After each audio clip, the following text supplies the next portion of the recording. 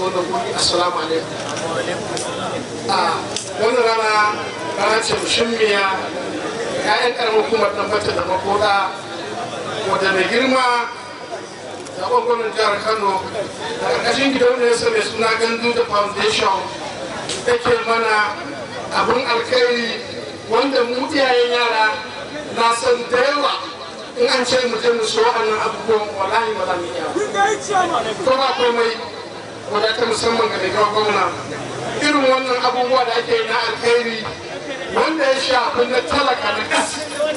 wanda ba zai iya ba aka yi masa to shi ne abin da yake bai mai girma gwamna nasara a dukkan abubuwansa a kuma kan maƙiyarsa ko ba komai mai girma gwamna mana da godiya a da kowar gidansa da girma Hafsat Abdullahi Ganduje da ƴarsa da ta Amina Abdullahi Umar Ganduje ko ba komai abin alfaharinmu ne da aka samu ɗanmu ɗan ƙaramar hukumarmu mai kishin karamar hukumar mu ya zama coordinator a wannan karamar hukumar kuma ya yi abin da ya kamata ya yi wanda aka yi abu na Allah ba san zuciya ko sare ba na yarda na aminta na tabbatar wanda a kawo nan gurin ya cancanta a kawo shi wannan kuma komai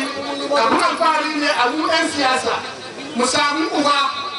wanda yake taimakon al'umma a jihunsa ba da kayan gwamnati ba wanda kowa ya sani a nan an ba da kayan gwamnatin ma da yawa an kawo san rai da san zuciya yakan yi mana yawa